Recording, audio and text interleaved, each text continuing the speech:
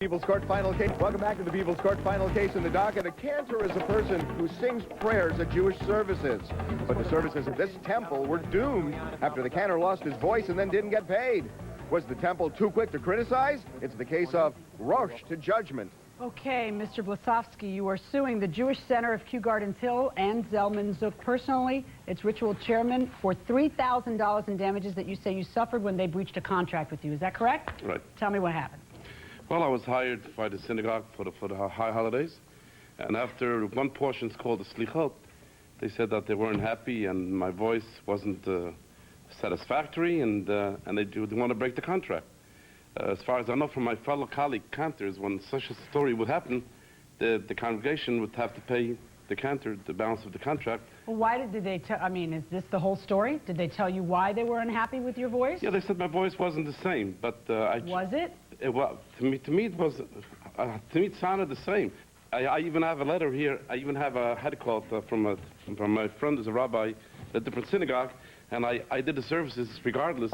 And here he has a letter specifying how good my voice was, and that's the whole thing why I'm doing this suing, because my voice was nothing wrong with it, and that's why I was a little hurt. Well, apparently they must have liked your voice at some point, because they hired you to do not just the holiday that you did, but several holidays thereafter in the month of September. Yes, yes. During the High Holy Day. And my voice was no different in the holidays than it was then. Let's hear a little sample. Like what part? Any part? Any part you choose.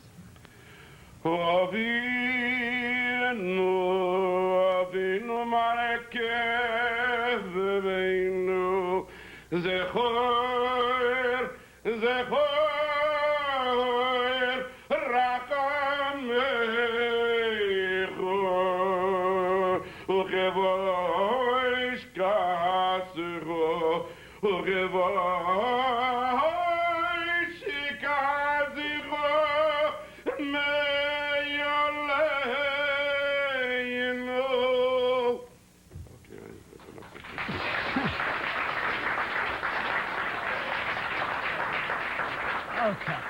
Now, Your Honor, I have to imagine that if that's how it sounded, we wouldn't be here. that's how it sounded back in May when we first auditioned him. That's how it sounded in July when he signed his contract. But that's not how it sounded on September 8th when we had him down for salichot. Apparently, he had something wrong with his voice. And so on September 8th, which was a Saturday night for salichot, he really disappointed the congregation because he had either a sore throat or he had a problem with it, which he admitted afterwards that he had a problem. We invited him down again. I wasn't there on the following Monday night, which was September 10th, the day before the problem that we had in New York City. But he had the same problem again. And then he admitted he was under doctor's care. Okay, you weren't present on September 10th. I was not. That's why I brought these people along. Oh, And I okay. have Rabbi Karlip with me. I have Dr. Kaplan, and I have Bruce Kroller, who's president of the Jewish Okay. Center. You are? I'm Rabbi Joshua Karlip, the rabbi of the Jewish Center of Kew Gardens Hills. And Cantor Blesofsky first came to my attention. He was recommended to me, and he was the best of the candidates that we had. We decided to offer him a contract. Were you there on September 8th? Yes, I was. Okay, now the contract covers 6 different holy days. Yes. That's right. 6 different services, Yes. okay. He sang on September 8th, and tell me how his services were then. Okay, September 8th is the Slichot service. It's the introduction to the high holidays. It's a very solemn service. And it was not the same voice that we had heard a few months before. Cantor Blesofsky was very hoarse. He was reaching for notes and not reaching them. He was almost screaming to make up for the fact that he wasn't hitting those high notes, or really many notes to begin with. And the whole performance was suffered as a result. Afterwards, I asked him what happened, and he told me that it was probably the air conditioning. Many of the people in the congregation were very, very upset. They did not want this type of performance on the holidays. So we asked him to come back, to be fair, on Monday, September 10th. And we turned on the air conditioning in the synagogue, and we said, listen, as a cantor, you should know that there will be air conditioning on the holidays. We have 400 people in the synagogue. We need to have the air conditioning on. So he said, it's not a problem. I'll put a scarf. If you could give me a scarf and tie it around my neck, maybe the air conditioning won't interfere with my voice. Let me ask you a question. Yes. Was that before the congregants arrived? The congregants did not arrive for that. This was Monday. This was a separate. We were giving him a second chance to see how his voice So sounded. you were really auditioning him at that point. There was no. Was there a service? No, there was not. So There you was were really not. auditioning him. Okay. There were not. There were 4 people present at the time. Again, he started strong, but within 2 minutes, his voice petered out. Again, it was hoarse. It was raspy. It was very grating to listen to. It was almost painful to listen to. And did you confront him at that point and say, what's going on? What did He said, first again, at that point and say, what's going on? What did he said, first again, he said the thing about the air conditioning. Then we said, but you know, you have to realize that in a synagogue, there's going to be air conditioning. At that point, he said he had gone to a doctor about his voice. And the doctor did not find nodules on his vocal cords. However, the doctor did find something. That is what he said to me. He said to us. Had you in fact seen a doctor? I go to a doctor. Cantors go to doctors every year. It's a routine thing. And you go to a doctor just before the holidays. Every cantor that I know, my friends do the same exact same thing. And if any cantor, you'll ask any cantor, that air conditioner could cripple your voice in about 5 seconds. Where are you going to go to sing that doesn't have air conditioning, that, you know, would not Yeah, air but I condition? arranged in most of the places that I have been, I arranged that the air conditioner right above my head, they turn it off. This could kill you right away with your voice. Well, was there an air conditioner right above your head? Yeah, in this place? yeah, right above my And head. did you tell them? Would you please turn the one Yeah, that... while I auditioned, I didn't. I should have, because I did. Yeah, you should have, I because wasn't if even that's prepared what to you sing, say see? was the problem and that Yes. it's not some... Yes. See, you led them to believe it's a problem in your voice. I mean, is it true that you were really like... I mean, it sounds to me like you're conceding that during that second audition, it didn't go very well, but you're just blaming it on the air conditioner. But that's something that you never told these fellows? Like, shut off the air conditioner. It's not me, it's the air conditioner. I told them from the beginning, from the start. Even that letter shows that even the second days of the holidays, my voice was splendid and wasn't a problem. You do have a letter here that's from a rabbi from Congregation Yeshiva of Crown Heights That's saying right. your voice is marvelous. Now, here's a question I'm asking you. Yes. You have a contract with these folks. Yeah. You seem to acknowledge that there was some kind of problem on September 8th. As far as the air conditioning.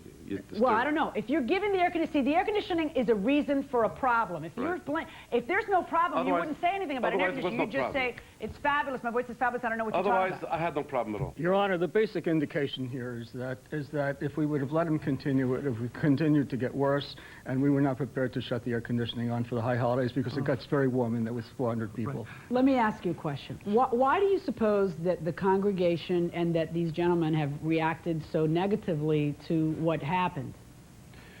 They simply want to win the case, I assume. Well, there wasn't a case at the time. At the time, there was a contract, which I'm sure they wanted to honor, but they felt that they couldn't because they couldn't have you back under the circumstances. Have they been right? The letter that I brought you specifies that I had no problem. So. Well, but you know, you might have a problem at one time and not have a problem at another time. But it's unpredictable, you're right. They made a deal with the cantor, then recanted. Is he due $3 grand? Judge Milian rules next. So the question is, the cantor entitled to be paid? What do you think? I think the cantor shouldn't be paid because it's his responsibility to keep his voice up to par. You're nodding no. I don't think that air conditioning can affect your voice to that degree. You think they're trying to get one over on the cantor? I do. Oh, you know where you go for that. We're going inside the courtroom. Here's Judge Milian. Here's the deal. You have a contract with them, and when two people enter into a contract, I assume everyone's hoping that it's going to be a happy day, Right. and that everyone will be happy, and both sides are going to accomplish what they have in the contract. Right. But they ended up paying you $1,500 for one performance when the contract was for $5,000 for 6 performances, right? I mean, Yes. Is it That's right. can That's I all say right. performance, or does it... It's all right. Services, Yes. okay, that you were supposed to be serving as cantor for. Let me ask you a question. Do you have the check that was sent to him? Yes, I do. May I have that, please? Thank you. I'm looking at the check that they sent you. You cashed that check, and that check clearly says payment in full of all obligations. It not only says it on the front of the check, it says it on the back of the check, right above where you signed to cash the check. So right there, you are out of gas. When you do that, what you do is you are accepting a settlement of a dispute with somebody. That is the legal effect of cashing this check. So if you didn't want to accept that as a full settlement, you should not have cashed this check. But let's talk about the bigger picture in any event. Let's pretend for a moment the words paid in full were not on that check, okay? The bigger picture is this. When two people have a contract, each side has not only the expectation but the hope that the other one is going to abide by the contract. You hope to be able to sing at the services and get paid. And they hope you will be able to sing at the services so that they can pay you. But what ended up happening here is what we call in the law an anticipatory repudiation, and that is this. When one party to the contract ends up seeing that the other party's not going to be able to perform, they have a right to cut their losses. And they didn't just cut their losses after the September 8th service. They went ahead and gave you another opportunity. You yourself have admitted that there was a problem in that second opportunity. And if it was this big a deal that cold air conditioning would affect the quality of your voice, then that's something you needed to put in the contract. And by the way, I can't help but notice that it's mighty cold in my courtroom, and it did not affect the melodic quality of your voice. All right? So under these circumstances, even if you hadn't cashed a check that said paid in full, I still think that they have been more than generous, paying you $1,500 for the one performance that you did do, and my verdict is for the defendant. And we have a couple of seconds left. Where are you guys from? California. What's the best thing you've seen in New York City? Last night we arrived, we were downtown Little Italy. I was in Florence, Italy this summer, and we walked the streets. We had a great meal down there. Exactly the same feeling as being in Italy. It was great. You know, it's amazing, isn't it? You open the doors and boom, you feel like you're in a different country. Oh, yeah, definitely. Wonderful.